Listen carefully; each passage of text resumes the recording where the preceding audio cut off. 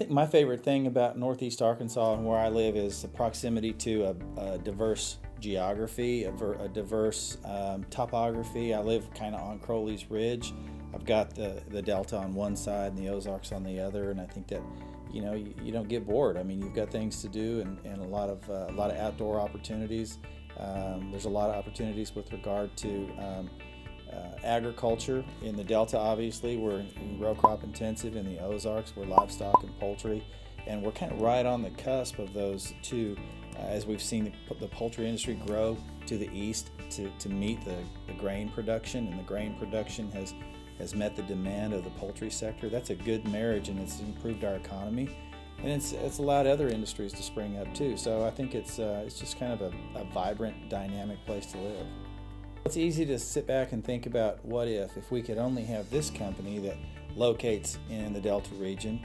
We'd have 500 direct jobs and all the ancillary jobs around that. It doesn't happen very often. It's happened in Mississippi County with the steel industry, and we're tremendously blessed with the investment that's taken place in Mississippi County. But that's really kind of the anomaly. That's not really what is going to drive economic development over the long term in small town America. I think you need to be looking, instead of the 500 jobs, maybe look at the 5 or 10 jobs and replicate that as often as you can. So looking at what are the facilitators for job creation. Obviously things like broadband access, that's going to be one thing. Our transportation infrastructure, do we have the ability to meet the logistic demands of delivering a product or a service? So those are some kind of things that we should be looking at, and how do we attract or incentivize businesses that might offer 10, 15, 20 employees.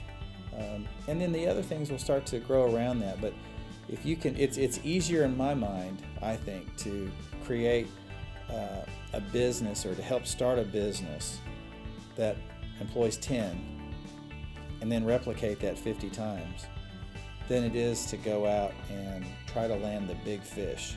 It's small ball. But small ball, like Tony La Russa would always say, small ball wins games. So let's get some guys on base. And if we got a bunt to advance them, then we'll do it. But ultimately, it's about getting runs across the plate. One of the things you have to point to is the approach that Crossroads Coalition is taking with regard to harnessing the power of numbers. We have a significant disadvantage in the Delta in that we have several small towns, and if each of those small towns are kind of in it for themselves and we're just going to try to empower our own little community and our own little economy, then probably you're not going to see the real sustained economic development over time. Whereas if these communities get together, they can harness the numbers that they do have to strengthen the opportunities regionally, and more people benefit as a result. What we're doing right now to develop or to lend our support to workforce development, we're doing that, and we're seeing it in communities around the Delta. The great thing is we are blessed with a tremendous infrastructure of education, if you will, and that is, for example, the ASU system is not just ASU in Jonesboro. It's a variety of the CTE opportunities that are presented through places like ASU Mid-South and ASU Newport. Then we have East Arkansas Community College, we have Phillips Community College, we have Arkansas Northeastern College. We have a variety of career and technical education providers that are going to enhance workforce education. And so now then the challenge becomes, how do we retool the thinking at the high school level, even in the junior high level, to identify the appropriate track for students to take. Not everybody wants or needs a baccalaureate degree. Some folks need to be in the workforce almost immediately upon graduating from high school. So there's a variety of things that are taking place now. Concurrent credit while you're in high school to help expedite your certification or your degree program. And there's also custom curriculum where we see industry partnering with colleges, for example, the steel industry and how they work with Arkansas Northeastern College. That's just one example. And so all those things taken together will enhance our workforce education and make the Delta more work ready, and that'll help attract new, bigger employees. You've got to play to your strengths, and one of the things that we're good at in East Arkansas, that's pretty large-scale ag production. And so how do we improve that from the standpoint of job creation? Because as you know, as ag has become more technology focused, more mechanized, then it is going to employ fewer people. However, the output of that agriculture, we haven't really even scratched the surface on what we can do to value add to things like soybeans and rice and so on.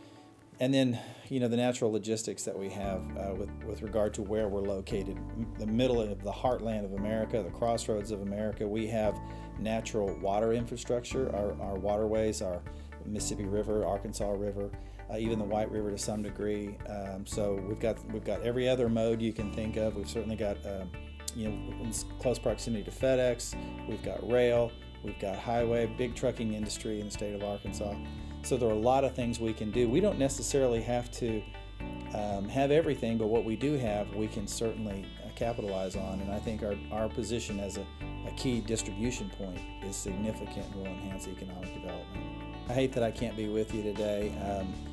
Mark O'Mell is somebody I've worked with who's part of our Dream Council. For those of you who don't know what the Dream Council is, it's an organization, an outreach organization from our office, Delta Region Economic Advancement Mission, that brings community leaders together to talk about the mission of developing the economy in the Delta. And Mark is part of that, and so we'll look forward to continuing that relationship. And so, I hate that I can't be there, but we are very hands-on. Me and my staff participate every opportunity we can to lend our support to economic development in the region.